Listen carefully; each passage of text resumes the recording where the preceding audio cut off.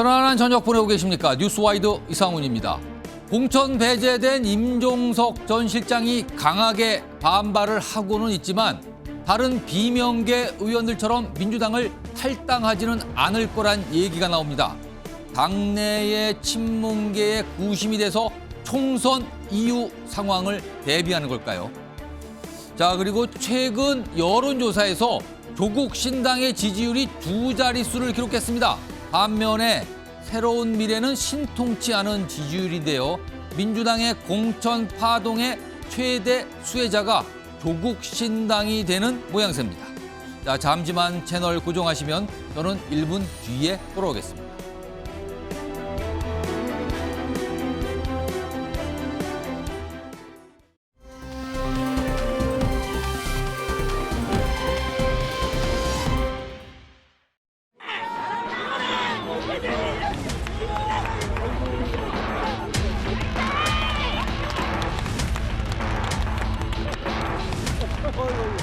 파이팅 하십시오! 파이팅 하십시오! 파이팅! 힘내시다! 민주당!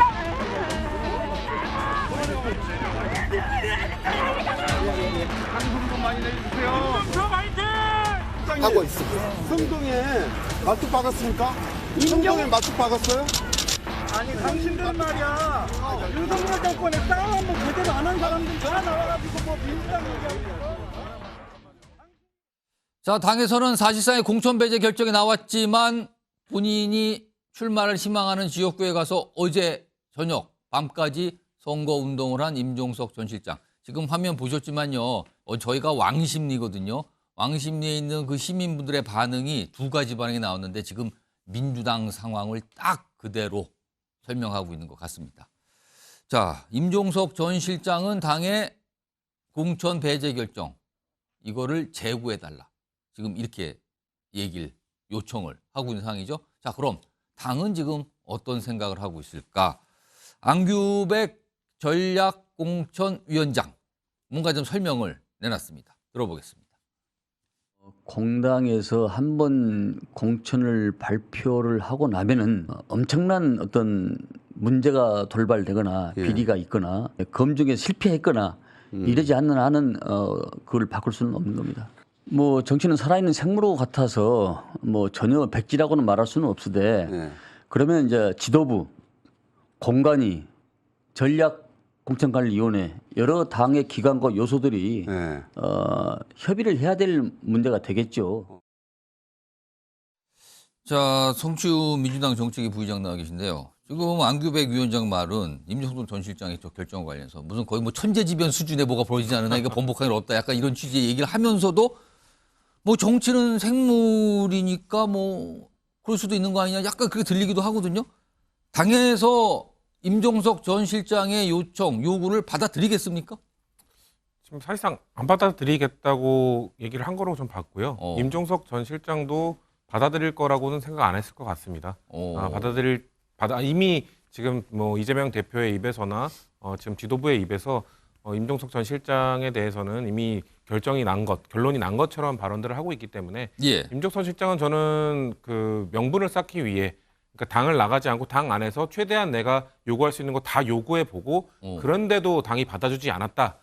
이런 결과를 내기 위해서 다시 한번 어떻게 보면 사실 그 기자회견 할 때 많은 사람들이 뭐 좀 뭐 탈당이라든지 뭐 이런 것들까지 생각하지 않았어요. 사실은 그런 게 있지 않을까라는 예상이 많았어요. 그렇죠. 그런 예상을 깨고 어떻게 보면 좀 누군가는 혹자는 뭐 밋밋했다고 할 정도로 재고라는 게 되겠나라고 할 정도로 그런 제안을 한 것은 저는 결국 임 전 실장이 나가지 않기로 결정을 하고 최대한 나는 그래도 이재명 체제 안에서 좀 핍박을 받으면서도 끝까지 내가 할 수 있는 것까지 최대한 해봤는데도 결국 당은 나를 받아주지 않았다. 그러면서 던진 메시지가 이거 아니었습니까? 이재명만으로 정말 이길 수 있습니까? 통합 안 하고 이길 수 있습니까? 통합해야 이깁니다라고 전 거기에 메시지가 있었다고 봤어요. 그러니까 처음에는 정치는 생물이라는 얘기 듣고 탈당을 하는 건가? 라는 생각을 했는데 그 이재명만으로 이길 수 있습니까? 라는 얘기가 저는 하는 데까지 해보고 물러나겠지만 어디 한번 이재명만으로 해보십시오. 대신에 선거의 결과에 대해서는 오롯이 책임을 져야 할 겁니다. 전 이런 메시지로 봤습니다. 자, 그러면 일단 지금까지 나온 임종석 전 실장과 관련된 당이 결정한 바 이거 번복하기 어렵다라는 설명을 해 주셨는데 오늘 임종석 전 실장이 탈당하지 않겠다. 본인은 그렇게 들었다. 그렇게 알고 있다라고 말씀하신 분이 있어요. 목소리 확인해 보죠.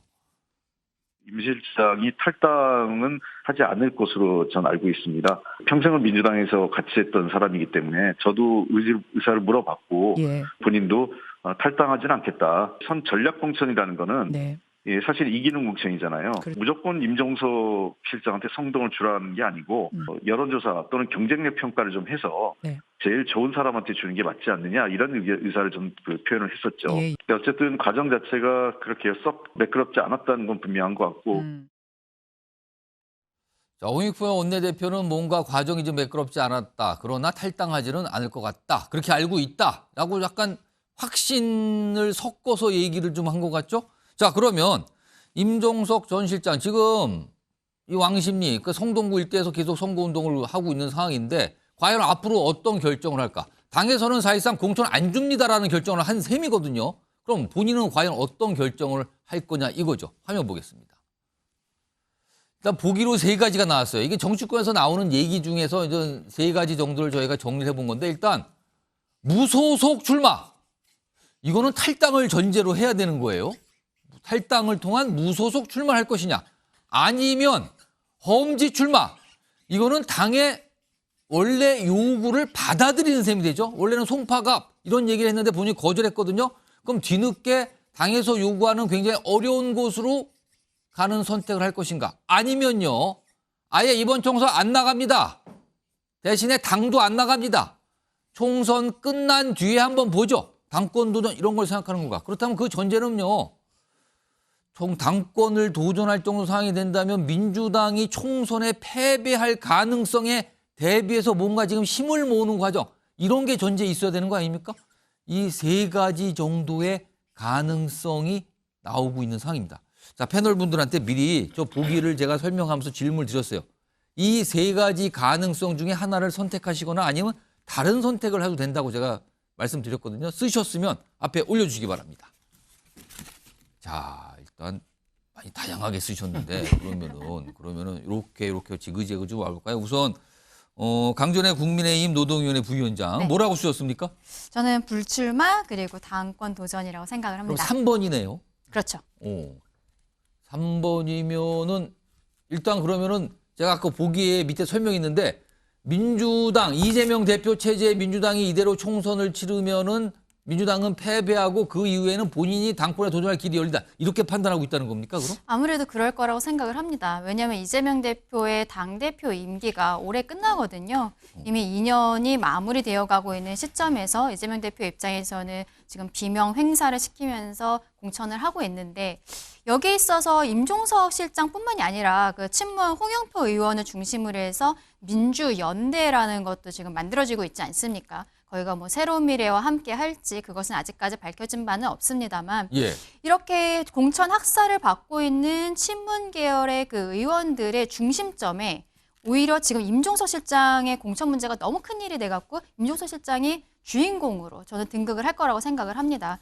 당장 불출마할 당을 탈당할 거라고는 생각하지 않는 게 본인이 이제 민주당 내에서의 일도 그렇고 또 윤영찬 의원이 예전에 원칙과 상식에서 탈당을 하려고 했을 때 본인이 마지막에 마음을 접은 것이 임종석 실장 등 그 문재인 청와대의 인사들이 많이 만류를 했다라는 얘기를 했었거든요. 그래서 그분들과 함께 어떤 세력화는 할 것 같은데 다만 이번 선거에 있어서는 출마하지 않는 것으로 본인은 결정할 것 같습니다. 이번 윤경호 소장께서는 당권 도전 부분은 지금 같은데 앞부분이 달라요. 그러니까 무소속 출마하고 당권 도전. 그러니까 탈당을 하고 무소속 출마를 먼저 한다. 이거네요, 지금요. 탈당 그렇죠. 그러니까 일단은 뭐 나중에 당에 합류하는 건 예. 상황의 변화에 따라 얼마든지 가능할 테니까 물론 복당 뭐 허가 예. 뭐 이런 절차를 거쳐야 되긴 하겠지만 그러나 출마를 하려면 탈당해야죠. 예.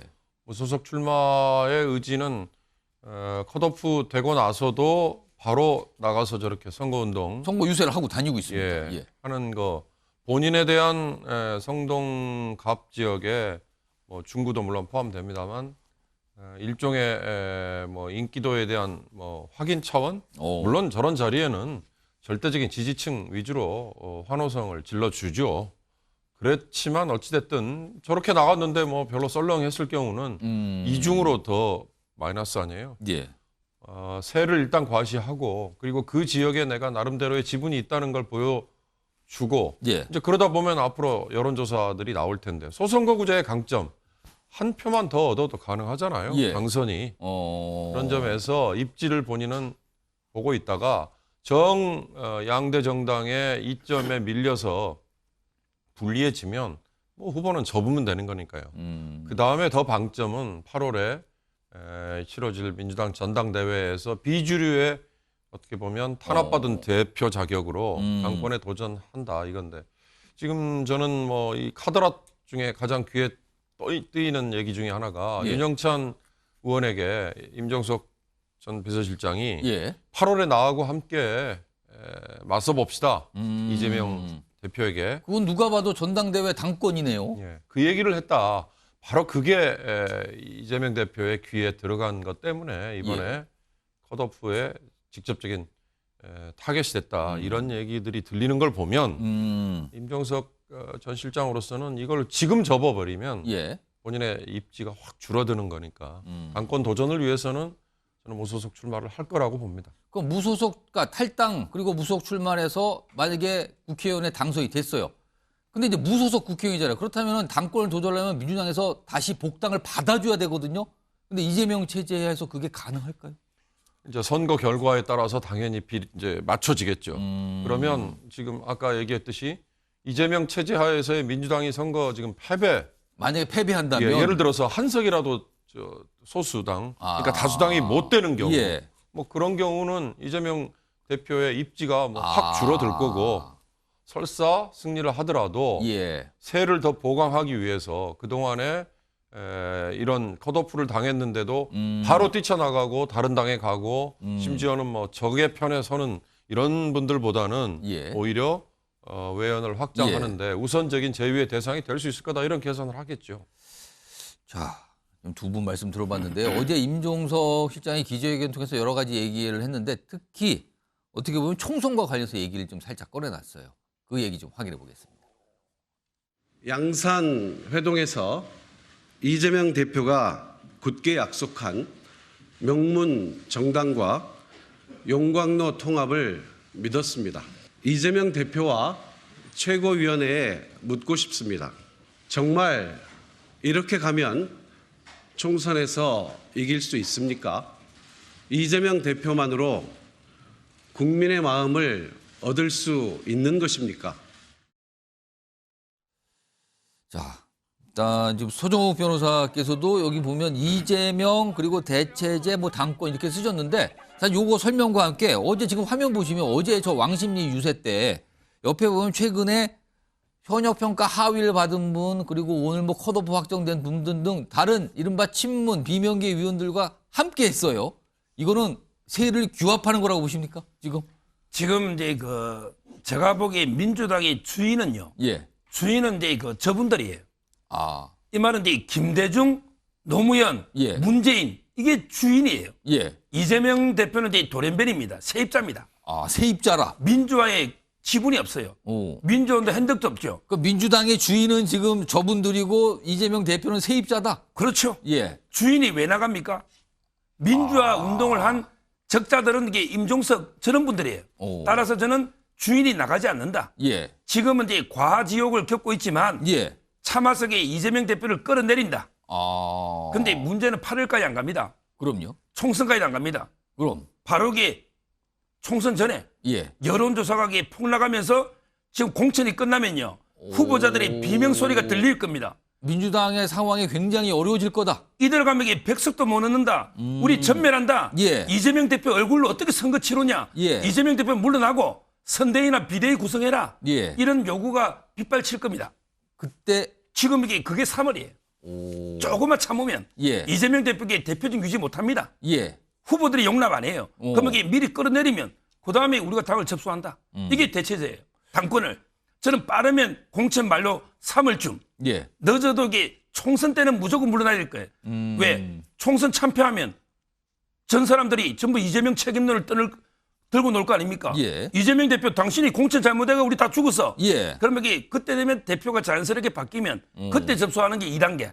늦어도 8월 달은 3단계인데 그때까지 안 가요. 1단계로 갈 거다. 1단계는 3월에 되면 이재명 대표로는 얼굴 총선 못 치른다. 예. 이런 게 아마 여론이 놓으면 그때 아마 교체될 겁니다. 그럼 때가 그렇게 된 선택이라면 때가 그렇게 된 거는데 그럼 아까 비율을 지금 친문 의원들 아까 화면에 등장했던 분들이 주인, 이재명 대표는 세입자. 근데 지금 당을 나가신 분이 이낙연 전 대표와 서른 의원 등등등이 있거든요. 이분들은 주인이에요, 세입자예요, 뭡니까? 주인인데 예. 아마 이제 그 일시 당권을 잃다 보니까 급하니까 이제 그 나갔는데 예. 나중에 당에 남아 투쟁하는 동지들이 다시 당권을 해소하면 아마 이게 다시 들어오겠죠. 그때 되면 결국은 이제 민주당의 주인은 민주, 예. 운동권 이게 주인입니다. 이재명 대표가 이게 무슨 운동권의 지분이 있습니까? 아주 극소수 저는 비주류라 봐요. 알겠습니다. 자, 마지막으로 성취은 부의장도 다른 분들도 비슷하네요. 불출마 후 선거운동, 불출마 후 선거운동이요? 이거 뭡니까? 뭐 불출마 후 당권 도전으로 가는 건 다다음 단계고요. 예. 다음 단계로서 선거운동을 해야 된다. 근데 하기 전에 민주당의 주인은 운동권이 아니고 접니다. 예. 15년째 당비를 그냥 꾸준히 내고 있는 평당원이 성취은 부의장이 내가 주인이다 제가 갑자기 주인입니다. 밝히셨어요. 예, 당원들이 주인이죠. 뭐, 예. 뭐 586이나 뭐 친명이나 어디가 주인은 아니라고 생각을 하고요. 지금 뭐 갑자기 이제 민주당 주인이 누구냐 토론이 있는데 아무튼 주인이라고 주장하시는 분 나타났어요 지금요. 네. 예. 제가 주인 이것만 편집될까 봐 두려운데. 알겠습니다. 예, 일단 그 탈당은 왜 안 할 것인가라고 예. 저는 예측을 하냐면 탈당을 하게 되면 지금 대부분의 지금 친명 의원들이 지금 뭐 하위를 받은 분들이 송갑석 의원을 제외하고 다 수도권입니다. 수도권에서는 아무래도 탈당을 하고 무소속이나 무슨 연대로 나갔을 경우에는 예. 당선되기가 쉽지 않죠. 그리고 민주당의 후보에도 영향을 줬기 때문에 국민의힘 승리에 영향을 줬다. 그렇게 돼서 전체 선거가 패배했을 때 책임이 분산될 수 있습니다. 그렇기 때문에 그 책임을 분산시키는 것을 원하지 않을 것 같고요.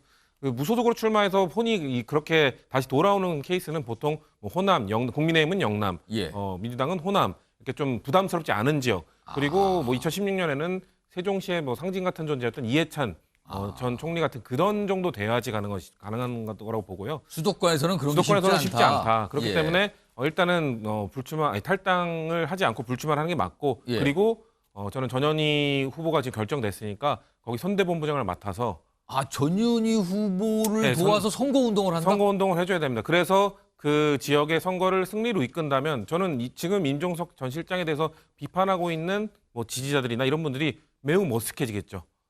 저렇게까지 도왔다? 예, 그 명분이 생기는 거죠. 왜냐면은 지금 그 패배 이후에 아니면 뭔가 그 선거에 나서지 못한 이후에 예. 선거운동을 안 해서 지금까지도 비판을 받다가 당을 나가신 분이 이낙연 전 총리 아닙니까? 그런 비판. 그렇게 되면은 만약에 불출마만 하고 선거운동을 안 하면 선거를 패배했을 때 분명히 또 책임도 분산하게 될 거예요. 이런 얘기가 나올 겁니다. 그때 분란을 일으켜서 당의 분위기를 안 좋게 만들어서 결국 선거를 패배하지 않았냐 이런 책임까지 올 거거든요. 예. 그렇기 때문에 최선을 다해서 선거운동을 한다면 전 임 전 실장에게 아마 더 큰 기회가 오지 않을까. 그래서 저는 선거운동을 해야 그다음에 당권 도전 그런 스텝을 갈 수 있다고 생각합니다. 자, 지금 네 분 표현이 조금씩 비슷한 측면도 있지만 아주 이 세밀한 부분에서는 잘 달라요. 그리고 시점에 대해서 약간 판단이 다르게 좀 적어주셨습니다. 시청자 여러분께서 한번 판단해 보시기 바라고요. 지금 이 시가 민주당에서 전략공천위원회 회의를 또 하고 있어요. 그렇다면 전략공천 관련된 논의하고 뭔가 결정을 한다는 거잖아요. 근데 아직 회의가 시작이 된 지 얼마 안 돼서 아직 뭔가 결과는 안 나오는데 그거 나오면 바로 전해드리도록 하고요. 그런데요, 지금 전략공천과 관련해서 남은 결정을 해야 될 분들이 대표적으로 2명이 남아 있어요. 추미애 전 장관, 이현주 전 의원. 민주당에서 여전사라고 불렀던 인물. 여전사 1명은 공천 받았잖아요, 지금. 전현희 전 국민권익위원장. 2명 남았습니다, 지금. 이걸 가지고 또 여러 가지 얘기가 나올 수가 있거든요, 지금. 자, 그럼요. 안규백 위원장이 설명을 좀 내놨습니다. 들어보시죠. 서울은 아닌 것 같고요. 아마 수도권에서 하실 수 있을 것 같습니다. 당의 여러 가지 지금 처한 상황과 추 대표의 여러 가지 경쟁력을 고려해서 동작보다는 다른 지역으로 이현주 의원은 이제 복당을 하셨기 때문에 아무래도 당의 험지 쪽으로 가야 되지 않겠습니까? 만약에 가시게 된다면은 서울은 아닌 것 같습니다. 시청과 충돌하는 정책들이 좀 있었던 건 맞아요. 특히 부동산 같은 경우는 정책. 어떻게 말을 해도 할 말이 없는 것이고 문재인 전 대통령 솔직히 인정을 했고 네, 맞아요. 그렇게 보면 책임으로부터 자유로울 수는 없지만 근데 지금 말하듯이 노대비 졌다 이렇게 말하는 그거는 본말이 전도된 거죠. 최근에 민주당 안에서 윤석열 정부 탄생의 공신, 뜻하지 않은 공신이 누구냐 가지고 갈등이 있었잖아요. 한쪽에서는 추미애 전 장관을 지목하는 쪽이 있고요. 다른 쪽에서는 무슨 소리입니까? 문재인 정부 당시 대통령 비서실장들이 책임져야 되는 거 아닙니까? 이렇게 갈라지고 있는 상황이거든요. 그걸 대표하는 인물이 추미애 전 장관과 임종석 전 실장입니다. 근데 지금 공천과 관련해서 아주 다른 대우를 받고 있어요. 자, 강준혜 변호사. 만약에요. 추미애 그다음에 이현주 전 이렇게 얘기 나왔는데 특히 추미애 전 장관은 당에서 어떻게 하든 여러 지역구를 알아보면서 공천을 주려고 애를 쓰고 있는 것 같아요. 반면에 임종석 전 실장 공천 배제를 시켰거든요. 그러면 지금 민주당은 윤석열 정부 탄생의 책임이 추미애 전 장관이 아닌 임종석 전 실장에 다 있다. 이렇게 판단을 한 겁니까, 그럼? 그러니까요. 국민들 입장에서는 추미애 전 장관이 당시 검찰총장이었던 윤석열 총장에 대한 징계를 하면서 그 과정에서 윤석열이 대통령으로 커간 것을 모두가 보았는데요. 근데 추미애 전 장관의 경우에는 임종석 실장과는 달리 민주당 내에서 전향을 했죠. 뭐 문재인 정권 때 법무부 장관을 했습니다만 그 이후에 이재명 대표가 나중에 대선을 도전할 때 굉장히 발벗고 도와주는 모습을 보였다는 거죠.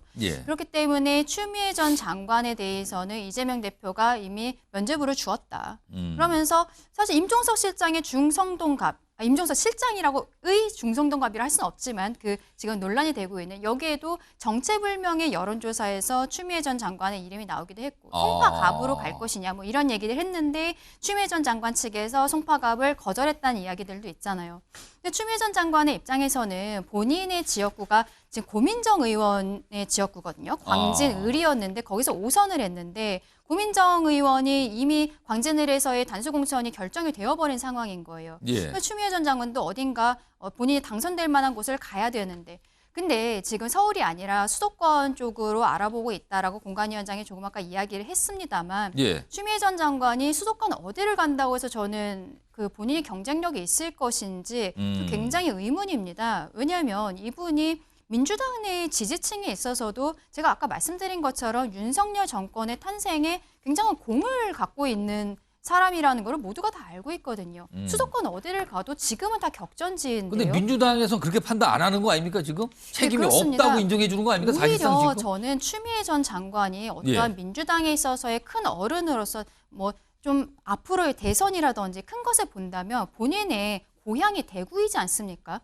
대구에 가서 저는 정말로 거기에서의 어떠한 민주당, 진보의 세력을 키우는 데 있어서 이 한 번 불살라서 저는 그런 모습을 보이는 게 맞다고 생각하는데요. 수도권 어디를 가도 저는 추미애 전 장관은 사실상 어려울 것이다. 그래서 지금 결정을 못하고 있는 것이다라고 생각을 합니다. 사실은 민주당에서 회의를 할 때마다 이번에는 두 인물에 대해서 어떤 공천 결과 나오나 기다리는데 안 나오고 있어요. 그래도 오늘도 기다리고 있는 거예요. 언론의 기자들은요. 오늘 회의를 했다니까 오늘 밤에라도 또 나오나? 그런 얘기가 나오는데 아직은 모르겠습니다만 성추인 부의장? 이현주 전 의원 얘기 좀 해보죠. 이현주 전 의원은 별명이 있죠. 문재인 저격수. 이게 별명이에요. 지금도 계속 붙어 있어요. 그렇습니다. 근데 만약에 민주당에서 이번에 이현주 전 의원에게 아까 뭐 수도권 얘기 나왔는데 어디 공천을 준다면 지금 특정 지역구가 언급도 되고 있어요. 준다면 이건 가뜩이나 지금 공천 관련해서 반발하고 있는 친문을 더욱 자극하고 반발을 부채질하는 거 아닙니까? 그럴 수밖에 없죠. 저는 뭐 지금 추미애 전 장관과 비슷하다고 보는데요. 이현주 전 의원의 이 스타일도 결국 비슷합니다. 이 중도 확장성이 있을까라는 생각이 듭니다. 별명이 저격수라는 것 자체가 이 중도 확장보다는 이 강성 지지층에 어필할 수 있는 강성 지지층을 견고히 할 수 있는 공격수 형태의 정치인 아닙니까? 그렇기 때문에 그리고 또 그 문재인 저격수로 잘 알려져 있지만 국힘으로 넘어간 이후에 이재명 대표도 저격했었거든요. 사실 얼마 전에 나왔던 그 연산군 단어를 먼저 썼던 건 이현주 전 의원입니다. 그렇기 때문에 이재명 대표 당시 후보를 향해서요.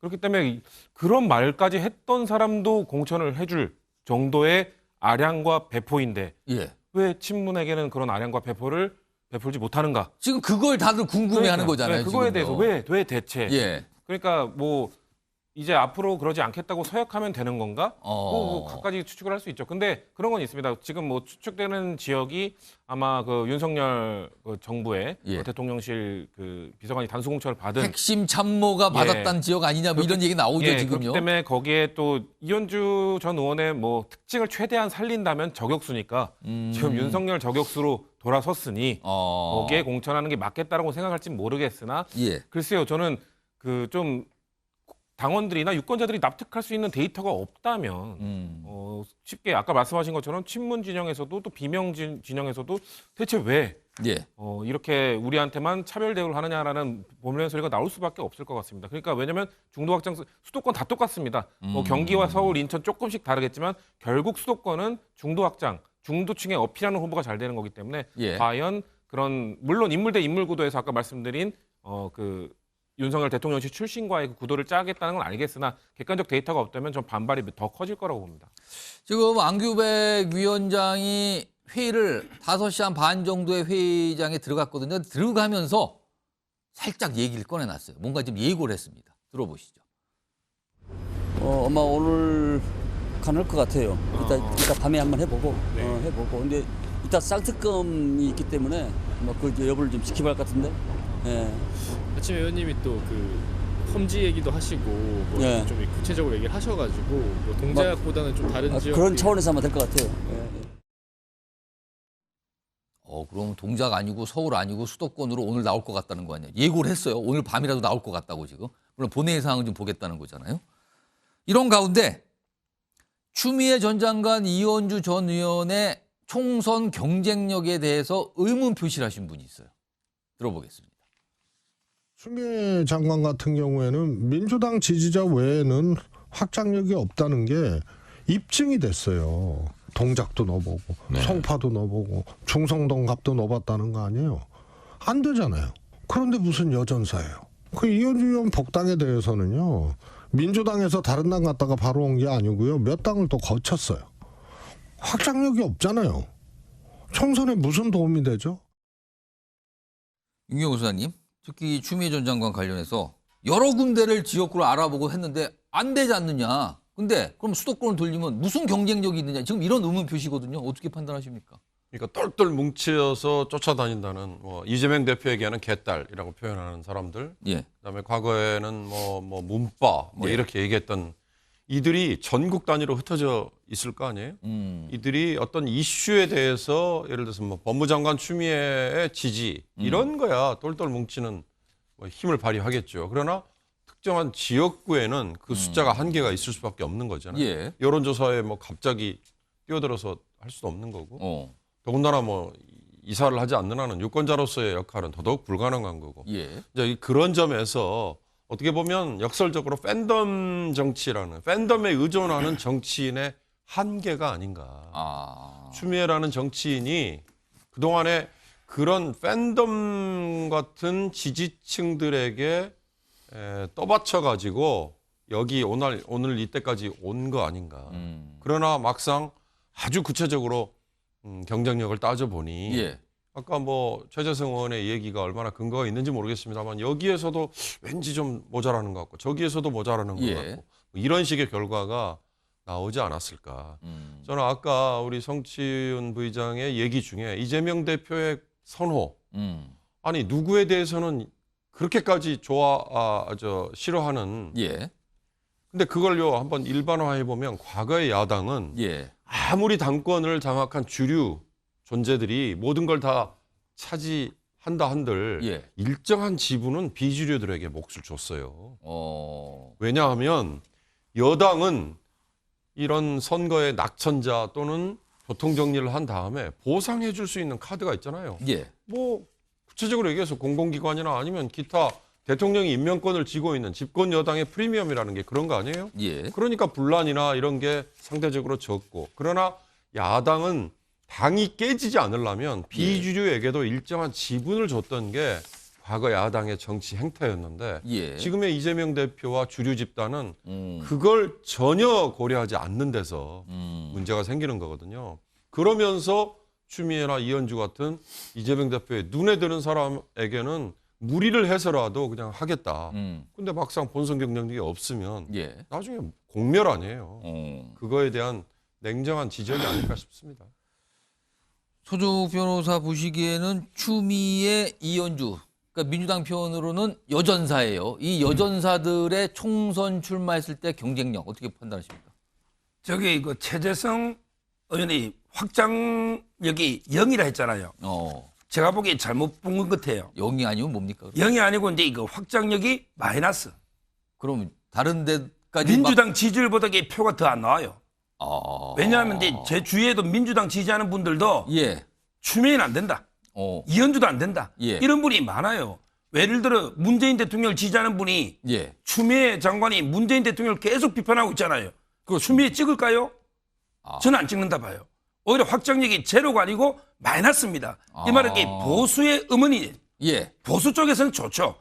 추미애 장관이 나오면 인근 지역까지 아마 피해를 줄 겁니다. 저는 출마 지역은요. 예. 이현주 전 의원은 아무리 봐도 이게 용인 갑 외에는 안 보입니다. 용인이 맞아요. 왜냐하면 이게 윤석열 대통령과 각을 세운다면 예. 거기에 이원모 인사비서관이 전략 공천을 받았죠. 핵심 참모였단 말이에요. 그리고 이제 그 양양자 의원도 나오잖아요. 예. 아마 그 지역에 나가는 게 맞지 않나 이런 생각이 들고 예. 이현주에는. 예. 근데 추미애 장관은 이게 서울이 아니고 경기도 아무리 찾아봐도 수도권 얘기를 했는데 경기도가 이제 59개 있거든요. 예. 근데 51개가 민주당이에요. 국민의힘이 몇 개 없어요. 근데 뭐 분당이나 다 이미 다 차지하고 있잖아요. 예. 제가 보기에 굳이 하나 비어 있다면 의정부 갑정도가 제일 흠지예요. 거기에 전희경, 전희경 이분이 윤석열 대통령실의 그 정무비서관인데 예. 아주 이제 경쟁력이 뛰어난 진짜 보수의 여전사입니다. 근데 민주당은 그때 문희상 의원 이후에 오영환 소방서 있잖아요. 예. 이분이 다 사퇴해서 전략 지역으로 아직 돼 있는 것 같아요. 그렇습니다. 거기는 이게 비어 있는 것 같아요. 그다음에 전희경 세잖아요. 예. 아마 이게 여성끼리 대결 비어 있고 흠지면 예. 굳이 간다면 그 외에는 비어 있는 데가 별로 없는 것 같아요. 그럼 이게 어디로 갈지 예. 뭐 저는 상당히 주목되는데 별로 이게 그 파괴력은 전혀 없다 이래 보면 돼요. 알겠습니다. 지금까지 소정욱 변호사의 분석과 전망이었습니다. 지금요.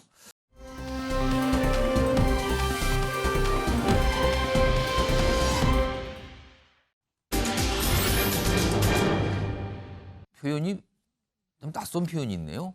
안민석 의원이 컷오프가 됐잖아요. 결정이 나왔는데 이 컷오프에 유라둥절? 유라는 사람 이름이면 정유라 씨를 말하는 겁니까? 안민석 의원 지금 현역인 지역구에 최근에 정유라 씨가 출마하겠다고 밝혔죠. 근데 막상 안민석 의원은 거기서 컷오프가 됐어요. 공천 배제가 됩니다. 그래서 유라둥절일까요? 오늘 민주당의 발표 내용 좀 들어보겠습니다.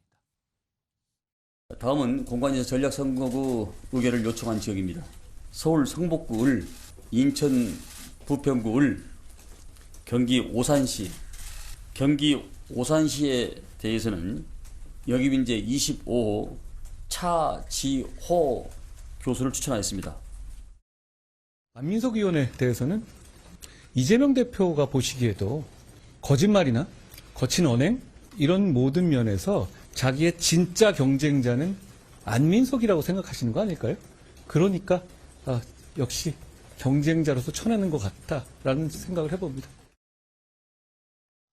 자, 화면 좀 보겠습니다. 오늘 이 결정에 대해서 안민석 의원 좀 반발을 하고 있죠. 그러니까 친명이라는 이유로 또는 계파 갈등 무마를 위해 본인이 희생양이 됐다 지금. 그러니까 친명, 비명, 계파 갈등, 공천 관련 계파 갈등이 심한데 본인은 친명인데 본인을 계파 갈등 이쪽 친명도 이렇게 된 거 있으니까 그걸로 희생양 삼아서 무마시키려 하는 대상이 돼버렸다 자기가. 희생양이 됐다. 그러니까 반발하면서 컷오프 이거 재고 요청한다 이렇게 돼 있습니다. 오산의 국회의원이거든요. 윤경호 소장님, 비명이 아닌 안민석 의원. 그러니까 본인은 계파 갈등 무마용으로 자기가 희생양이 됐다 이렇게 얘기하거든요. 이거 어떻게 보십니까? 안민석 의원이 계파에 어느 쪽에 들었는지 저는 잘 정확히 분석을 안 해서 모르겠어요. 본인이 친명이다 비명이다 명확한 입장을 그렇게 밝히지는 않은 것 같아요. 그런데도 컷오프 됐다. 그러니까 나는 비명이니까 그러나 계파 갈등 희생양 이런 얘기 하기 이전에 5선이잖아요. 예. 지금 민주당의 5선 의원 중에 변재일 의원과 안민석 의원 두 중진이 이번에 컷오프 됐다는 거 아니에요? 과거에 11월 초에 강서구청장 선거에서 민주당이 압승을 했다고 민주당은 거기에 취해서 자기들은 아무 문제가 없는 걸로 그냥 넘어갔죠. 그때 국민의힘은 인요한이라는 비대위원장을 영입을 해서 그때 꺼낸 게 뭐예요? 중진들 불출마 얘기를. 그렇습니다. 중진 희생입니다. 그때는 총선 얘기가 4월 총선이니까 6개월 전이었잖아요. 예. 그런데도 모든 물꼬를 총선 때 중진들의 불출마나 또는 뭐 지역구 변동, 이동을 통한 희생을 얘기했거든요. 민주당도 이때 자칭 타칭 중진들이 이런 모습을 먼저 보였다면 예. 안민석 의원이 저렇게 재발등을 찍는 또는 남에 의해서 떠밀려 나가는 수모를 덜 당하지 않았을까. 물론 본인이 그동안에 했던 행태 뭐 여러 가지 평가는 엇갈릴 거예요.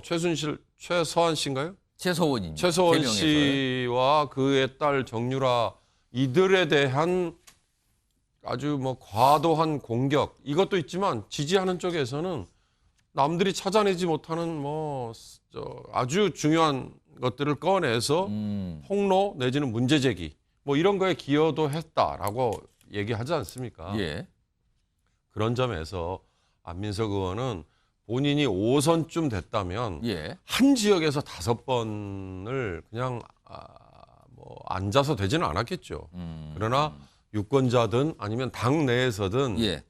먼저 본인이 난 험지로 가겠다라든지 예. 아니면 뭔가 살신성인의 모습을 보이겠다라는 모습을 보여줬어야 되는 거 아닌가 이런 생각이 들고요. 하나만 첨언을 하자면 정유라 씨가 여기에 뭐 나서서 내가 안민석하고 맞짱 뜨겠다라고 얘기했다는데 예. 선출직 출마 자유입니다. 그러나 유권자들이 과연 정유라라는 그 사람에 대해서 표를 찍어줄까요? 그러면 어머니인 최서원 씨 그다음에 정유라 본인 매개로 과거에 박근혜 대통령 시절에 대한민국 정말 이 대통령을 중심으로 하는 체계가 그냥 흔들려 버렸던 그런 걸 감안한다면 나서는 것도 정도가 있지 않을까 좀 조언을 조심스럽게 드리고 싶습니다. 자, 지금 이와 관련된 지역구가 경기도 오산입니다. 지금 현역 의원은 안민석 의원. 그런데 오늘 민주당의 결정에 의해서 다른 인물이 공천이 되고 안민석 의원은 컷오프, 공천 배제가 된 겁니다. 그리고 앞서서 정유라 씨가 오산에 자기 출마한다 이렇게 밝힌 상황인 거죠. 근데 오늘 결정에 대해서 정유라 씨가 반응을 보였어요. 화면 보겠습니다. 뭡니까 저게? 이 키키키든 이거 웃는 거죠? 이게 지금 SNS상에 저렇게 웃는 걸로 저렇게 쓰죠. 그러면서 안민석 물귀신 하려고 했는데 낭떠러지로 밀어버렸네. 당에서 안민석 의원을 밀어버렸다. 이렇게 써놓네요. 그러면서 끝에다가 유라 어리둥절 이렇게 또 써놨어요. 저기 보면 유라 어리둥절이라고 보이시죠? 저기 SNS에 작게 유라 어리둥절 이렇게 돼 있습니다.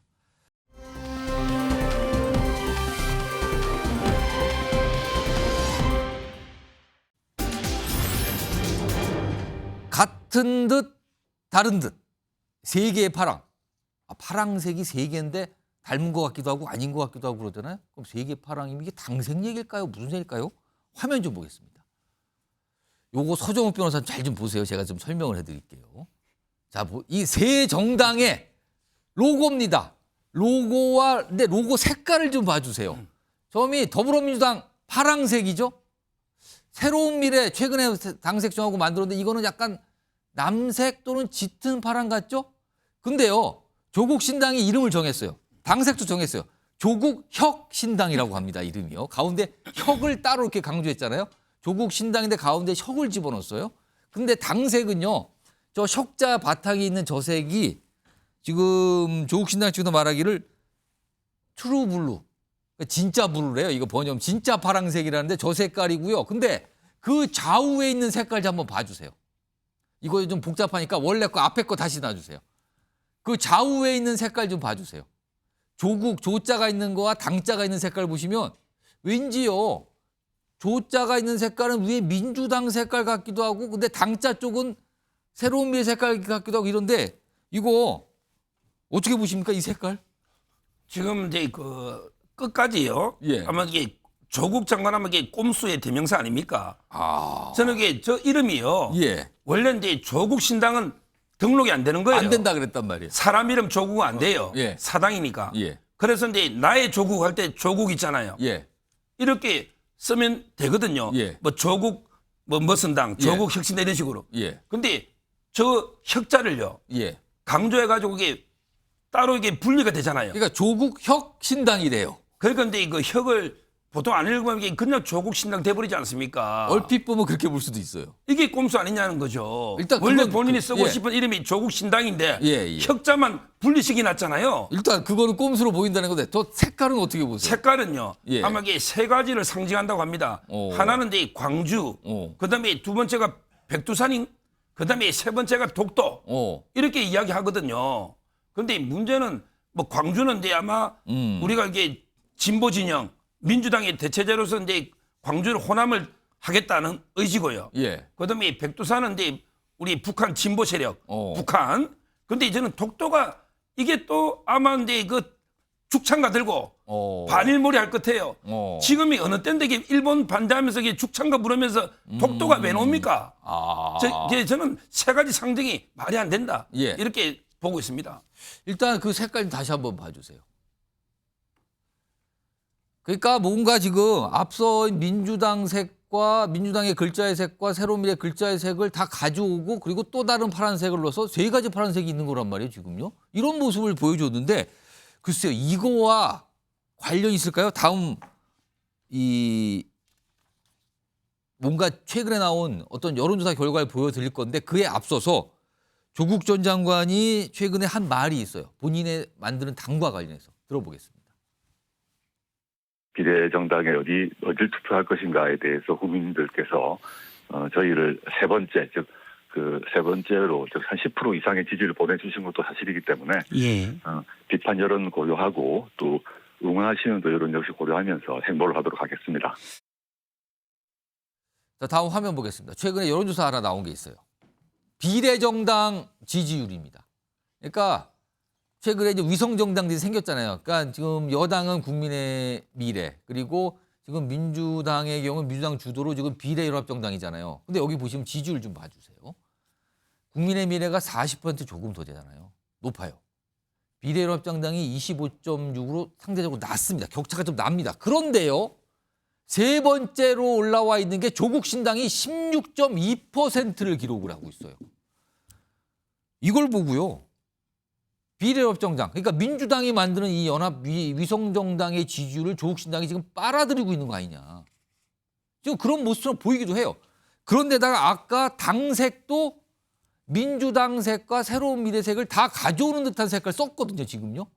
그러니까 이 모습과 이 지지율 결과가 뭔가 지금 묘하게 겹치는 거 아니냐는 얘기가 나오는데 송충 부의장, 이거 조국신당이 16.2 그리고 상대적으로 비례연합정당이 여당에서 만든 위성정당에 비해서 낮은 25.6. 이거 어떻게 봐야 되는 겁니까 지금? 일단 기본적으로 약간은 이름 효과가 있을 것이다라는 생각이 있고요. 예. 조국 전 장관의 이름이 들어갔기 때문에 아무래도 여론조사에서는 이름 들어가면. 근데 지금 조국 혁신당으로 가요. 여전히 연상됩니다. 연상되기 때문에 그걸 알기 때문에 아마 어떻게든 이름을 넣으려고 했던 게 아닌가라는 생각이 있고요. 물론 조국 신당 쪽에서 그거 이름 아니라 그러겠죠. 그렇죠. 민주당의 지지층이 저기로 빠져나가는 이유는 뭐 다양한 분석이 있을 수 있겠지만 제 개인적으로는 민주당 지지층에는 뭐 이재명 이재명 대표 체제를 지지하는 분들이 다수겠지만 또 소수의 그 뭐 몇 퍼센트라고 제가 단정할 수는 없지만 소수 일정 부분은 이재명 체제에 대해서는 그렇게 크게 만족스럽지 않지만 나는 문재인 정부 때부터 쭉 이어져온 민주당 지지자고 문재인 정부 그리고 문재인 정부 인사들에 대한 의리 이런 것들로 난 민주당을 지지한다라는 분들이 분명히 있었을 겁니다. 그게 뭐 몇 퍼센트인지는 알 수는 없습니다. 근데 그런 분들이 지금 이 친문 대표적 인사들 뭐 임 전 실장이나 상징적인 초대 비서실장인 임종석 전 실장이라든지 이런 분들이 좀 뭔가 배제되는 모습들을 보면서 아마도 그렇다면은 우리가 비례 대표라도 또 누굴 뽑을 것인가 했을 때 조국 전 장관이 만든 당으로 지금 이동하고 있는 거죠. 그러니까 민주당 지지자들 분 중에서 이른바 이재명 대표 강성 지층이 아닌 친문 성향의 지지자분들이 그쵸. 조국 신당 쪽으로 비례정당 지지를 옮겨가고 있는 모습 같다는 겁니까? 네, 저는 그렇게 분석하고 있습니다. 근데 아마 그런 분들이 또 지역구 투표에서는 아마 조국 혁신당이라고 해야 되나요, 이제? 예. 조국 혁신당은 지역구 후보를 많이 내지 못할 것이고 또 지역구 투표에서는 조국 혁신당을 찍게 되면은 분열로 인해서 또 국민의힘 후보가 당선될 수 있기 때문에 예. 아마 이 교차 투표를 하는 비율이 점점 늘어나고 있다. 전 지도부가 이 현상을 왜 당연히 보고 있을 텐데 예. 이렇게 됐을 때는 해결법은 하나밖에 없지 않습니까? 다시 끌어오기 위해서는 제 분석이 뭐 틀릴 수도 있습니다만 저는 그렇게 뭐 불합리한 틀린 분석은 아니라고 생각하거든요. 지도부가 이런 지표들을 보면서 왜 방향 전환을 하지 않는지 저는 좀 의아합니다. 그 지지율 교사 다시 한번 보죠. 윤경호 수장님께서는요, 저기에 보면 지금 5번째가 있는 새로운 미래에 있어요. 3.4입니다. 상대적으로 굉장히 저조하죠, 지금 지지율이요. 이게 새로운 미래, 이낙연 전 대표가 끌고 있는 새로운 미래인데 다음 목소리가 있습니다. 이게 어제 그리고 오늘 뭐 관련해서 지금 이낙연 전 대표가 굉장히 호소를 하고 있어요. 그 내용 들어보시죠. 정치적으로는 민주연대 안에 저희 새로운 미래가 들어가는 방법이 있을 텐데 법률적으로는 새로운 미래 속에 들어와서 이름을 바꾸고 이렇게 하는 방법도 그게 제일 간편한 방법이죠. 함께 하겠지요. 네네. 우리 서른 동지는 한 40년 가까이 되지 않나요? 제가 그쪽 출입 기자였을 때 서른 동지는 이미 거기 부대변인이었어요. 예. 그렇게 처음 만난 지가 네네. 30년이 넘었네요. 예, 그러시군요. 이렇게 말씀드리면 야박할지 모르겠는데 이낙연 전 총리가 다 배려놨어요, 그림을. 섣불리 혼자 나가는 바람에 엉망으로 만들어가지고 뭔가 새가 안 모여요. 그렇잖아요. 그거 어디 또 합쳤다가 또 깨고 나오고. 이낙연 전 대표는 지금 서른 동지라고 부르면서 뭔가 같이 가자고 호소하는 것 같고요. 그리고 아까 민주연대라는 표현이 지금 민주당 내에서 지금 반발하시는 분들이 만들 수 있는 조직이라고 나오는데 뭐 그쪽에다 뭐 당 이름을 양보할 수도 있다 뭐 이런 얘기까지 꺼내놓은 상황이에요. 읍소를 하고 있어요. 근데 지지율은 3%대. 왜 이렇게 된 겁니까? 새로운 미래. 이준석 신당하고 손잡아서 갔다가 다시 뛰쳐나온 게 지금 더 큰 역효과 아니에요? 그러니까 1월에 이낙연 신당, 이준석 신당이라는 이름으로 뭔가 잠재적인 가치가 있어 보일 때 여론조사 했더니 그때 국민의힘과 더불어민주당이 있는 상황에서도 이준석 신당이 10% 정도 나왔죠. 그렇습니다. 그게 이낙연 신당은 6% 정도 기대감이 반영이 됐잖아요. 그러니까 통상 그때 합치면 15% 16% 훨씬 나오겠구나. 시너지가 있을 거라고 예. 생각했는데 막상 합쳐서 개혁신당으로 갔다가 불과 열흘 만에 튀쳐나오는 과정을 겪으면서는 그 각각의 지지율이 반토막 나버렸잖아요. 예. 지금 아까 비례대표를 찍는 걸 전제로 하는 여론조사와 또 전체 그러니까 현재 정당 구도의 여론조사가 조금 미묘한 차이가 있잖아요. 예. 그렇지만 어찌됐든 각각이 지향하는 바를 따지고 보면 조국 혁신당 저기는 지역구보다는 비례대표에서 뭔가 그러는 걸 과실을 따먹겠다. 예. 이거에 주력을 하고 있는 거고 이낙연 전 총리를 전 대표를 중심으로 하는 새로운 미래는 반 이재명 세력을 끌어모으겠다는 걸로 지금 뭔가 구심점을 찾아보자는 거잖아요. 근데 이게 안 먹히는 거 아니에요. 그게 현실적으로 저렇게 3% 답보하는 지지율로 나오는 것 같은데 더 핵심은 이낙연 전 총리, 이낙연 전 민주당 대표는 누가 뭐라고 해도 호남, 특히 광주 전남을 기반으로 지금까지 몸집을 키워온 정치인이잖아요. 예. 그런데 광주 전남에서도 이재명 대신할 대안 세력으로 과연 이낙연 전 대표가 지금 인정을 받고 있느냐. 거기에도 고개를 갸웃하게 하는 게 저렇게 지지율 답보로 나타나는 거 아닌가 이런 생각이 드는데요. 모르겠습니다. 이제 돌파구가 아까 민주연대라고 그랬나요? 민주연대. 홍영표 의원 등등등이라고 서른 의원 거론이 되고 이번에 있어요. 컷오프가 예. 됐거나 또는 반 이재명, 비이재명 세력이라고 해서 내침을 당하는 민주당의 현역 의원들 그들과 손을 잡고 가는 게 과연 돌파가 될 수 있을지 그거의 여부에 대해서는 좀 상황을 봐야 될 것 같습니다.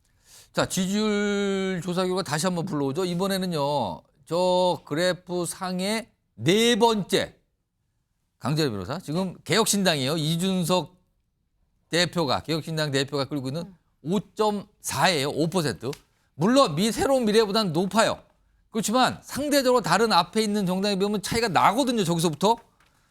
개혁신당도 지지율이 그다지 신통치가 않아요. 지금요. 여기도 왜 이러는 겁니까? 그렇죠. 뭐 제3지대 하면서 세 번째는 되겠다라고 처음에는 이야기를 했었는데 조국 신당이 지금 조금 아까 본 그래프상 봤을 때 더 앞에 있잖아요. 저는 개혁신당이 4등을 달리고 있는 상황인데 저는 개혁신당에 있어서의 문제는 이준석 대표의 거의 1인 독재 저는 정당이라고 생각을 합니다.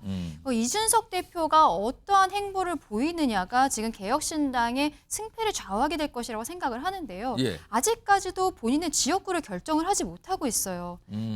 김종인 위원장 같은 경우에는 대구 쪽이 좋을 것 같다라고 하는데 본인은 또 동탄 쪽이 분구가 되면 그쪽을 생각하겠다. 그리고 또 사실 노원에서 본인이 정치를 시작하지 않았습니까? 노원에 대한 이야기들도 하고 이렇게 지역구를 계속적으로 이제 총선이 40일 정도밖에 남지 않았는데 아직도 결정을 하지 못한다는 것은 예. 저는 이준석 대표가 이번에 원내로 진입하지 못하면 본인의 정치 생명이 끝날 수 있다는 것을 알고 있다는 생각이 듭니다. 그래서 비례대표를 생각하는 것이 아닌가. 이것이야말로 김종인 위원장과 이준석 대표 간의 어떠한 약속 대련이라고 봐야 되는 것이 아닌가라는 생각이 들고 굉장히 의심스러운데요. 금태섭 전 의원 같은 경우에는 개혁신당의 깃발을 들고 종로에서 출마를 한다고 하는데요. 예. 거기에 있어서도 글쎄요, 기존의 민주당에서는 곽상원, 노무현 전 대통령의 사위를 종로에 출마를 시키기로 하였죠. 그리고 국민의힘 같은 경우는 현역인 최재형 의원이 다시 한번 도전을 하게 되는데요. 여기에 있어서 곽상원 변호사와 금태섭 전 의원 간에 표가 나눠지는 부분들이 분명히 있을 수 있습니다. 민주당의 지지자층에서요.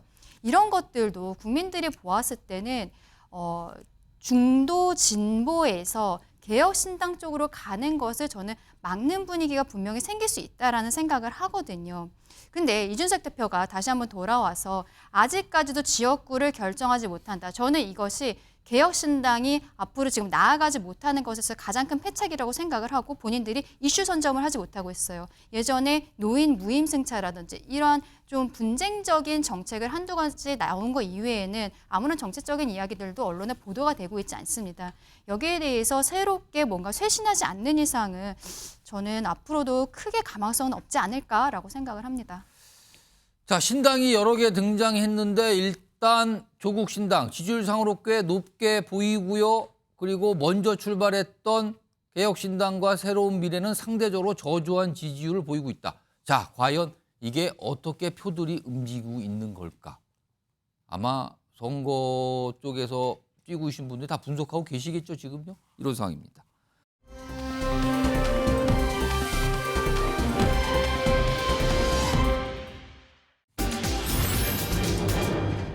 이재명 대표에게 보낸 선거 공보물 누가요? 누가 이재명 대표에게 선거 공보물을 본인 걸 보냈나요? 화면 좀 보겠습니다. 원희룡 후보군요. 지금 계양을에 출마했잖아요. 이재명 대표님께 선거 공보물 보내드린다. 본인 걸 보냈다 그래요? 근데 무작위로 받은 10% 주민 주소에 이재명 대표 주소도 포함돼 있었어요. 보내고 보니까 거기 있네요. 손혁 변호사, 짧게 이게 우연히 그런 겁니까? 근데 알 거 아닙니까? 보낼 때 보면 이게 누구한테 보냈는지? 저도 이제 예비후보 해봤는데요. 예. 아마 이제 예비후보는 다 못 보내고 무작위로 이제 이거 10% 정도 보낼 수 있거든요. 거기만 할당을 해주는 거예요? 예. 근데 주소 확인은 다 할 거 아니에요, 누군지는? 그러니까 누군지는 알죠. 예. 근데 이거 10% 받은 거니까 예. 10%에 포함된 거는 우연이라 봐야죠. 그건 근데 알 우연이네. 수는 있죠. 예. 우연인데 그걸 보고 이재명 대표네 하고 보낸 거네요. 그러면 그렇죠. 그러면서 이제 그 공약을 예. 좀 이게 비꼰 것 같아요. 왜냐하면 이제 그 옛날에 이재명 대표 공약하고 예. 지금 이제 원희룡 후보의 공약을 한번 비교해봐라. 내 옛날에 거 특히 보냈으니까. 김포공항이나 이게 어느 게 더 개항에 맞는지 예. 실현 가능성 이런 식으로 이렇게 비교해서 아마 비판한 걸로 보입니다. 또 굳이 또 저걸 알려요. 원희룡 후보가 내가 보냈더니 거기 이재명 대표로 보낸 게 있네요. 라고 알립니다. 거기다가 또 이런 상황이 있습니다. 자, 그럼요. 원희룡 후보, 원희룡 전 장관 지금 인천 계양을 해서 굉장히 활발하게 좀 다니고 있다 그러네요. 뭐 모습이 좀 들어와 있는데 확인해 보시죠. 안녕하십니까. 1학년, 3학년. 민주당 하니까 이게 발전이 없으니까 예. 일하러 오신 거 맞거든요. 예, 그러니까 예. 좀 도와주시면 다른 거 다 처리할 정말 거니까. 진짜. 이번에 바뀌면 민주당도 정신 바짝 차립니다. 그러나 상대적으로 이재명 대표는 계양을 해서 활동이 상대적으로 좀 적어요. 여러 가지 일들, 뭐 당무도 있고요, 재판 일정도 여러 가지 있어서 그런 모습이 계속 보이고 있는데 다음 화면 좀 보겠습니다. 그래서 원희룡 전 장관, 원희룡 후보가 이렇게 딱 꼬집습니다. 아니 민주당 공천 이재명 대표 지역구인 계양을은 강간무소식이다. 그러니까 아직 뭐가 결정됐다는 얘기가 안 나와요. 이재명 대표가 현역 의원이긴 한데 뭘 정했다는 건지 그게 없어. 그러니까 본인이 이런 얘기를 듣는다는 거죠.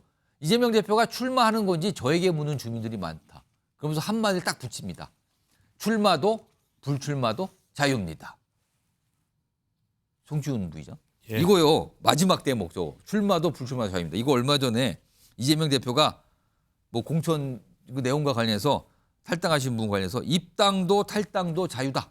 이거 받아친 거죠? 아무리 봐도. 그렇죠. 지금 원희룡 전 장관은 이재명 대표랑 어떻게든 좀 얘기를 나누고 싶고 각을 좀 세우고 싶은 거예요? 얘기도 하고 싶고 뭐 만나고 싶고 악수도 하고 싶고 뭔가 좀 경쟁 프레임을 만들고 싶은데 이재명 대표가 만나주지 않으니까 계속 저렇게 뭔가를 던지는 시비를 겁니까? 거는 것 같습니다. 근데 지금요 궁금한 거는 이재명 대표 관련해서 이 계양을 공천은 왜 지금까지 뭐가 확정됐다는 얘기가 없습니까? 지금 뭐 사실 이렇게 공천 잡음이 큰 상황에서 이재명 대표에 대한 뭐 단수 공천이 발표되면 지금 사실 이재명 대표 지역에도 뭐 다른 후보자들 예비 후보들이 있습니다. 근데 경쟁력이 아주 격차가 클 겁니다. 그렇기 때문에 이 뭐 원칙에 의해서는 아마 단수 공천을 받게 될 텐데 그러면은 또 난리가 나지 않겠습니까?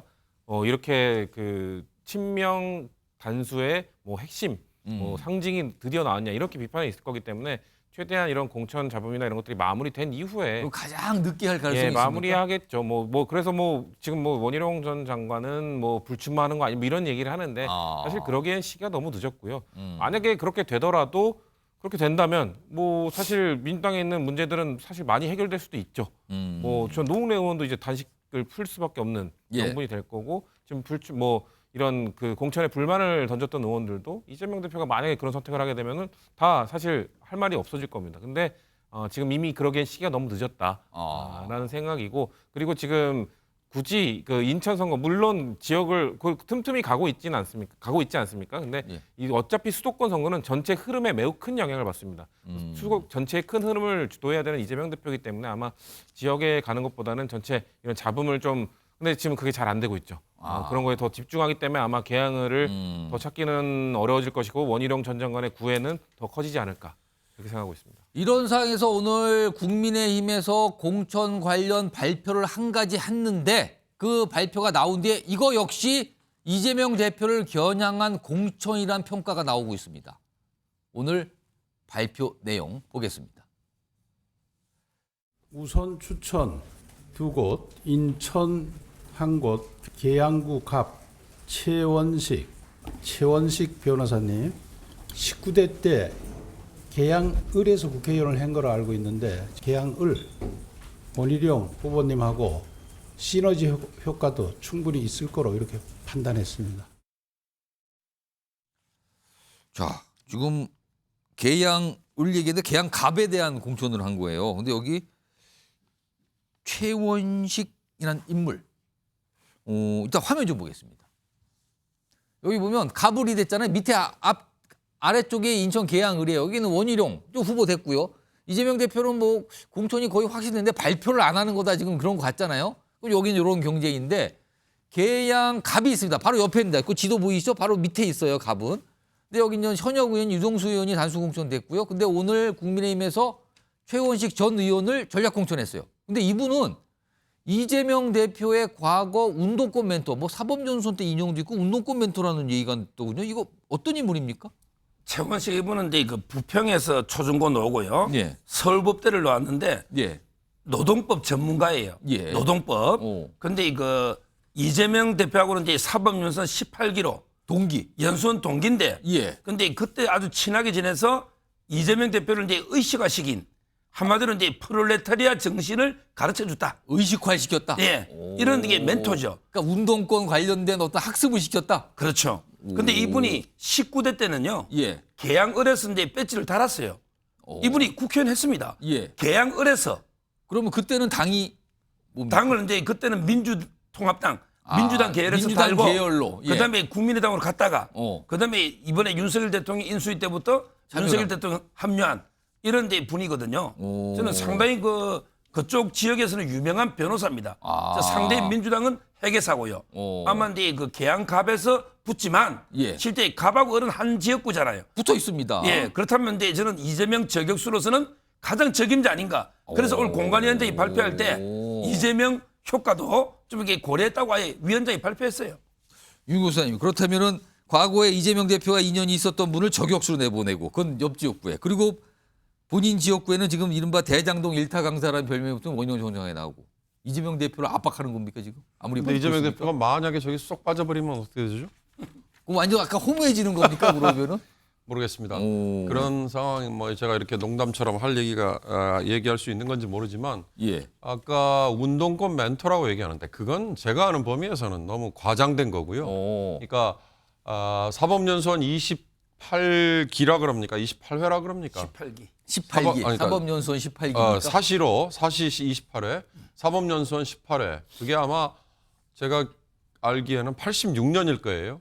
그러니까 87년과 88년 두 해에 이를테면 연수원에 같이 지낸 사람들이에요. 예. 그래서 이재명 대표 주변에 예를 들어서 정성호 의원도 그때 인연을 맺은 거고. 그렇습니다. 동기라고 해요. 예. 그리고 뭐 영입 인재로 들어가서 지금 이번에 뭐 저 전라북도 남원 뭐 여기 출마 지금 준비하고 있는 민주당의 박희승 변호사도 함께 그때 시험이 돼서 어울렸던 그룹인데 그때 이를테면 대학을 다니면서 조금 더 이를테면 반독재 투쟁, 민주화 운동 이런 거에 관심을 더 쏟았던 몇몇 이 시험 동기생들 중에 이재명 대표에게 예. 그런 걸 같이 공부하자라는 권유를 했다는 거잖아요. 그런 정도라면 모르지만 뭐 운동권 멘토 이거는 제가 보기엔 좀 아무튼 그건 그렇다지만 인연이 있는 인물이잖아요. 당연히 인연이 있는 거죠. 예. 그러니까 그런 걸 겨냥해서 지금 공천을 했고 이게 먹히지 않습니까? 인천 계양을 그다음에 계양갑 두 지역 다 이재명 대표를 타도하기 위해서 온 거다. 내가 이재명을 누구보다 잘한다. 예. 이렇게 되면 아마 그렇게 얘기가 되겠네요. 아무래도. 선거운동 기간 내내 예. 최원식 변호사는 본인의 선거운동보다는 이재명 공격에 더 많은 부분을 할애할 가능성이 있어 보이죠. 그게 과연 바람직한 건지 저는 잘 모르겠습니다. 아무튼 이게 뭔가 국민의힘이 아무래도 계양을 해 굉장히 뭔가 공을 들이고 있다, 뭔가 투입을 하고 있다 이런 건 느껴지는 상황이에요. 이런 가운데 최근에 앞서도 봤지만 아까 뭐 비례정당 관련된 지지율도 있지만 그냥 지금 현재 그냥 원래 정당 지지율도 요즘에 국민의힘이 조금 앞서는 모습이 여론조사에서 계속 나오고 있는 상황이거든요. 이런 걸 의식했을까요? 오늘 한동훈 비대위원장이 얘기를 좀 꺼내놉니다. 약간 이례적으로. 들어보시죠. 민주당은 니들이 어쩔 건데라고 우리 국민의힘을 향해서 말하는 줄 알겠지만요. 그 상대는 사실 국민입니다. 이런 정치를 지금 이렇게 바라보고 있는 우리 국민의힘이 반성해야 된다고 생각합니다. 고개 빳빳하게 쳐들지 말고 겸손한 자세로 절실하게 싸워서 반드시 이겨야 한다고 생각합니다. 고개 빳빳이 들지 마세요. 이걸 강조해. 이거 고개 들면 뭐 어떻게 된다 이거 연상되잖아요.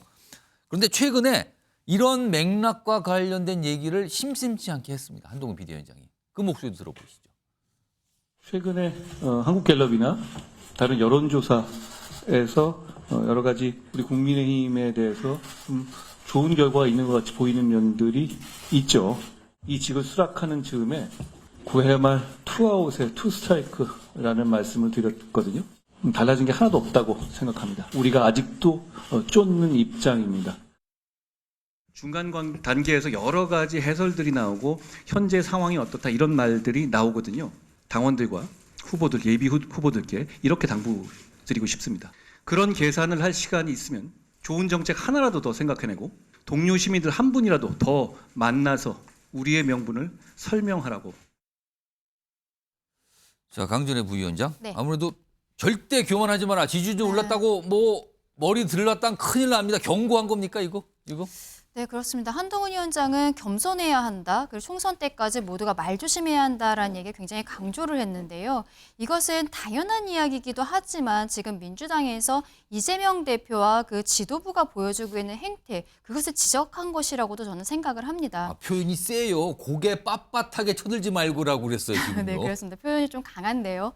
이재명 대표가 최근에 했었던 이야기들, 우리 아까 앞서서도 동영상 보았습니다만 비명계와 친명계에 대한 이야기를 헬스장에서 나오면서 웃으면서 했던 것들, 이런 것들, 그리고 0점을 받은 의원들이 있던데요라고 하면서 웃었던 부분들, 그리고 그 같은 지도부에 있었던 김영주 의원에 대해서 뭐 이제 마음 편히 일본 여행이나 가라라고 얘기했던 김주호 부실장의 뭐 SNS 글이라든지 이런 것들이 있지 않습니까? 지금 민주당에서는요, 지지자들뿐만이 아니라 원내에 있는 의원들조차 공천 과정에서 정체불명의 여론조사를 포함한 이런 것들에 대해서 문제 제기를 하고 있는데 지도부에서는 그 점수도 지금 공개를 하고 있지 않죠. 의원총회에서 홍익표 원내대표는 이제 재심 청구를 하는 의원에게는 본인에게 점수 알려주겠다라고 했지만 전혀 진행이 되고 있지 않습니다. 반면 국민의힘에서는 지금 공천 과정에서 잡음이 없어 보이는 것이 경선 이후에 그 중에서 공천이 되는 사람을 발표할 때 후보들에게 직접 본인들에게 점수를 보여주고 있습니다. 그리고 거기에 대해서 집계 상황을 알려주고 사인을 한 이후에 그 이후에 누가 후보자로 결정이 되었는지를 발표를 하고 있거든요. 이게 지금 국민의힘과 민주당의 공천과 경선 과정에서의 차이점이라고 할 수 있겠는데요. 이렇게 불투명한 공천 과정에 대해서 원내에서 의원들조차 성토를 하고 있는데 지금 이재명 대표는 공정한 시스템 공천 잘하고 있다라는 이야기만 하고 전혀 대화가 되지 않고 있는 상황입니다. 이러한 모습, 이게 지금 한동훈 위원장이 얘기한 고개 빳빳이 들고 있는 모습이라는 것이죠. 여기에 대해서는 앞으로 국민들께서도 총선에서 심판을 하시겠지만 지금 민주당 내에서도 가만히 있지만은 않을 것 같다라는 생각입니다. 알겠습니다.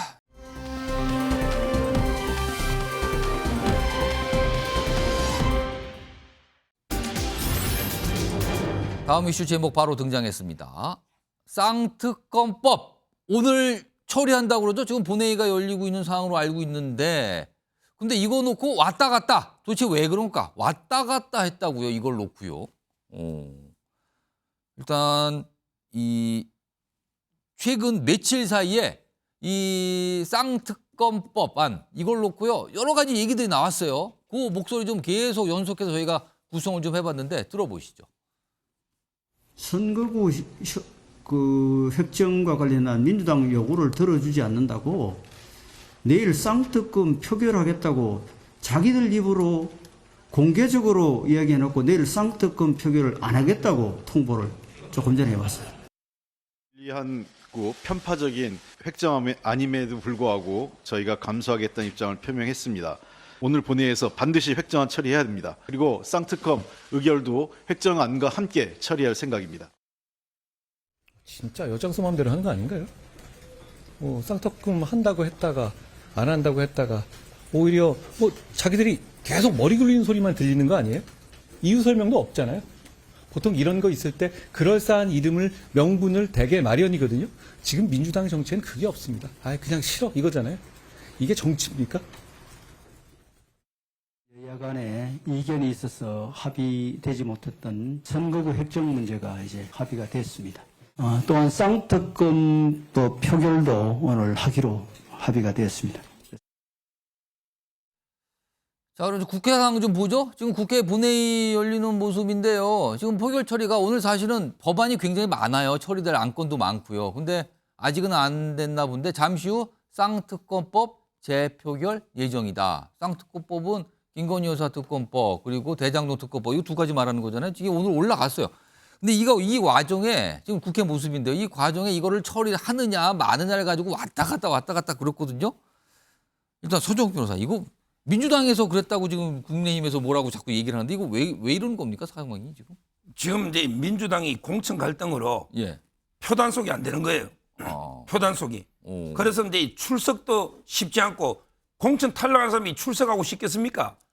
그리고 이제 출석해도 또 이게 자기들 말로는 게 반란표 있잖아요. 예. 오히려 반대표 던질 수도 있는 거 아닙니까? 그래서 이제 민주당이 오히려 이게 의석은 많은데 찬성표가 많이 안 나오면 지지자들이 또 들고 일날 거 아닙니까? 예. 그게 두려워서 안 하려고 했던 거죠. 근데 이제 뭐 워낙 여론 때문에 지금 하긴 하는데 예. 저는 이런 식으로 하면 안 돼요. 법은. 왜냐하면 이게 거부권은 10일 내에 하고 예. 그다음에 재의결은 10일이라는 말은 없죠. 그렇지만 이게 적시해야 됩니다. 예. 그래야 이게 헌법 관행입니다. 왜 관행을 어기고 정치적 꼼수로 지금 이게 얼마나 끌었습니까?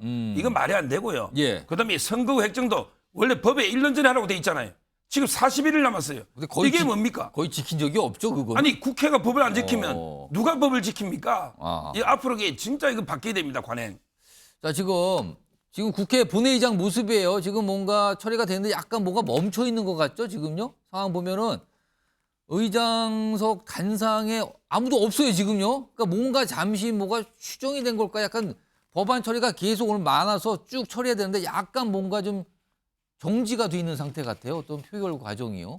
근데 아무튼 곧 쌍특검법안 요거 재표결에 들어갈 예정이다라는 내용이 지금 속보로 들어와 있습니다. 국회 본회의장 모습입니다. 송신 부의장.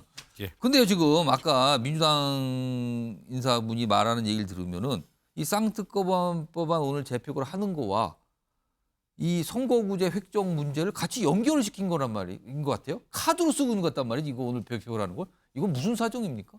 사실 이제 오늘 본회의가 열리고 나면 3월 달에 본회의가 거의 열리지 않습니다. 예. 그렇기 때문에 선거구 획정안은 오늘 통과시키지 않으면 사실 오늘이 거의 마지막 그쵸, 순간인 불가능하죠. 거죠, 만약에 특검법이야 미루게 되면 뭐 뒤로 연기가 될 수 있지만 선거구 획정안은 아까 말씀하신 것처럼 1년 전에 했어야 되는데 이미 너무 많이 끌어온 예. 것이고 이미 법을 어긴 상황이기 때문에 이거를 어떻게 보면 볼모로 잡혀 있었던 것이죠. 그래서 결국 민주당의 주장은 우리한테 불리한 아니다. 그래서 어떻게든 최대한 끝까지 어떻게 협상을 해보려고 했던 건데 예. 이거는 오늘 사실 통과시키지 않으면 안 됐기 때문에 불리함을 감수하고라도 한 것이라고 보고요. 저는 그 특검법의 표 계산 때문이다 이렇게 보진 않습니다. 그러면은 왜 지금 보시면요. 22일에는 본회의에서 재의결 이걸 올릴 거라고 그랬어요. 근데 어제는 안 한다고 통보했다가 오늘 다시 한다 그랬어요. 근데 그 과정에 선거구 획정안에 대해서 이게 처리가 잘 되면 같이 한다고 그랬단 말이에요. 이게 무슨 사정인 거잖아요. 그러니까 뭐 오늘 만약에 선거구 획정안 아까 말씀드린 것처럼 오늘 어떻게든 했어야 되는데 특검법만 또 뒤로 미루기도 애매하고 그냥 빨리 해버리는 게 좋거든요. 저는 뒤로 가면 뭐 이탈표가 더 많아지기 때문에 표 계산이 더 안 될 것이다. 저는 어차피 지금 그 첫 번째 투표 때 181표, 180표 이렇게 나오지 않았습니까? 예. 그 이상 나오기는 쉽지 않아졌습니다. 그렇기 때문에 이 재투표에서 의결을 하기는 가결시키기는 쉽지 않은 상황이기 때문에 그런데 그렇다고 해서 뭐 공천을 못 받은 사람이나 당을 나간 사람들이 무슨 국민의힘으로 간 건 아니지 않습니까? 그렇기 때문에 그런 분들이 이 특검법에 대해서 갑자기 다른 표를 던지지는 않을 거라고 봐요. 뭐 어차피 뭐 181표가 나오나 뭐 한 170표가 나오나 뭐 이재명 대표의 뭐 리더십이 흔들린다. 오히려 그분들 혹시 그 무기명 투표기 때문에 누군지는 알 수는 없으나 그분들로 예측이 될 수 있지 않습니까? 그렇게 되면 그분들이 아니 동천 좀 떨어졌다고 아니면 그렇다고 해서 우리 나가는 분들이 다 그래도 윤석열 정권 심판은 해야 된다라고 주장했던 분들이 이거를 안 해? 그러면은 본인의 정치 인생이 사실상 더 힘들어지는 거거든요. 그렇기 때문에 저는 181표, 180표 비슷한 표가 나올 거라고 보고요. 결국 이 선거구 획정안을 조금 최대한 유리하게 하려고 하는 좀 무리수를 하다가 결국 그 오늘 통과시키지 않으면 안 됐기 때문에 그냥 같이 하는 걸로 결정했다. 이렇게 지금 보여집니다. 쌍특검법안은 사실은 국민의힘에서는 이거 빨리 좀 처리합시다라는 거고 민주당은 답을 안 하고 있었는데 이게 오늘 뭐 카드처럼 쓰였어요. 지금 이거 표결에 붙이는 게요. 이런 상황이 됐습니다. 좀 곧 표결을 한다고 합니다. 그 결과 나오면 속보로 바로 전해드리도록 하는데 얼마나 걸릴지는 아직 모르겠습니다. 지금.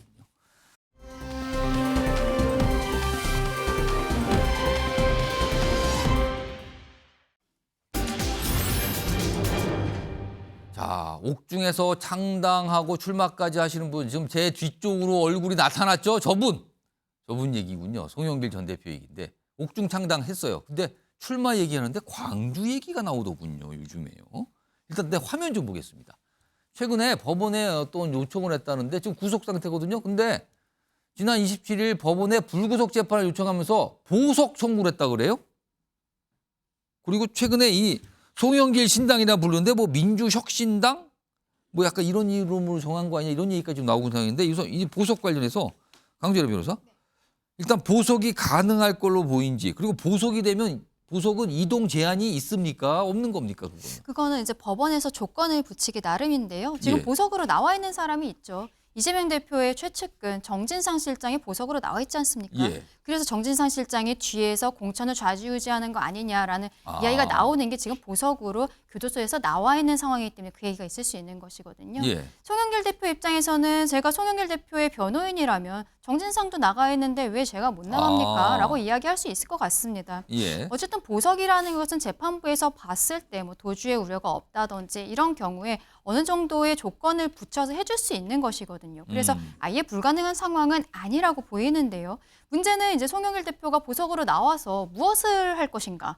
지금 이야기하고 있는 것은 결과적으로 이전에도 이야기했지만 뭐 창당을 해서 본인이 출마를 하겠다 이런 예. 얘기들을 하고 있는 것이잖아요. 여기에 대해서 이미 항소심에서 2년 실형 받았지만 신당 창당한 뭐 조국 전 장관도 있습니다만 예. 이러한 모습들이 국민들의 눈높이에 맞는 창당이라고 해야 할지 예. 민주당 입장에서는 이것을 어떻게 받아들여야 될지 참 의문입니다. 자, 송영길 전 대표와 관련된 얘기, 어떤 출마와 관련된 얘기 목소리가 좀 있습니다. 들어보겠습니다. 연동형제를 유지한다고 한다면 위성정당도 만들지 않겠다고 이재명 대표나 저나 수차례 공언을 했기 때문에 예. 제가 할 역할이 있지 않을까 이렇게 비례대표에서 같은 개혁적인 당이 의석수를 많이 차지하는 것이 민주당에도 힘이 될 것이다 이렇게 생각합니다. 송영길 대표가 옥중에서 그야말로 광주로 나가시기를 저도 희망을 합니다. 열린민주당 할 때 하고 진짜 저는 그걸로 정말 끝이라고 이 정당을 만들고 저는 이제 그만하겠다라고 했었는데 옥중에서 나온다면 그건 도와야 되지 않겠습니까? 윤경수 소장님, 지금 송영길 전 대표도 광주 출마 가능성이 있고요. 이낙연 대표는 지금 보도 나온 것 따르면 광주 출마한다고 지금 뭘 밝혔다는 얘기가 나오고요. 아까 조국 전 장관도 광주 하늘색을 당색으로 세웠다. 광주 쪽에 뭔가 굉장히 관심을 두는 건데 다 광주입니다 지금요. 신당들이요. 조국 전 장관의 경우 광주는 인연이 없죠. 그러나 이낙연 전 대표는 전남도지사 했고 광주에서 고등학교 나왔고요. 송영길 전 대표도 광주에서 고등학교 나왔어요. 그러니까 인연이 있어요. 문제는 거기에 광주에 있는 유권자들이 그렇게 맹목적인 지지를 보내줄 거냐. 이건 별개 문제. 근데 왜 다 광주만 얘기하느냐. 이건 연원을 정확히 기억하셔야 됩니다. 한국 정치사에 3당 합당이라는 보수 대연합의 출현 때 오로지 남아있는 야당 세력은 당시 김대중이라는 지도자의 휘하에 있었던 정당 그리고 그를 지지했던 세력. 그게 광주, 전남, 전북 이쪽만 고립이 됐잖아요. 그러니까 그때 어떻게 보면 대한민국의 보수와 진보로 나뉜 건 아니지만 야당 세력이 오롯이 그쪽만 남았던 게 지금까지도 이어져 온 거죠. 그러니까 무슨 뭐 광주라는 곳이 마치 성향상 그쪽이다? 아니 집권당이 됐을 때는 오히려 더 집권당의 기반이 됐었잖아요. 그런 점에서 좀 제대로 보셔야 될 것 같습니다. 지금 정치 주제 쭉 소개해드리고 공천 얘기했는데 사실은 우리 사회 지금 가장 큰 갈등의 어떤 이슈로 떠오른 게 의대 정원 증원이잖아요. 이와 관련해서 지금 정부와 전공의들이 극한 대립하고 있는데 얼마 전에 정부에서 전공의들 보고 대화하자 그랬죠. 그리고 오늘 시간을 4시로 잡아서 어디까지 오세요 이렇게 제안을 한 상태거든요. 그와 관련된 목소리 좀 들어보겠습니다. 오늘 오후 4시에 제가 전공의 여러분들을 초대했습니다. 대화를 원하시는 모든 전공의들은 그 약속된 장소에 참석하실 수가 있습니다. 허심탄회하게 대화하고 저는 여러분들이 속히 환자의 곁으로 돌아가 주시기를 다시 한번 당부 말씀드립니다. 정부에서 오늘 4시에 서울 여의도의 건강보험공단 서울본부에서 만나자고 대화하자고 제안을 했어요. 그리고 전공의들 오라고 전공의들 또는 전공에 관련되신 분들은 와서 대화합시다라고 해서 시간을 4시로 못을 박았거든요. 4시 지났잖아요. 근데 아직까지 어떤 모습인지는 아직 알려지고 있습니다. 대화를 하는 건지 아니면 대화가 뭐 사람이 없어 안 하는 건지 그건 모르겠는데 일단 이런 모습도 오늘 요 대립과 관련해서 나타나고 있습니다.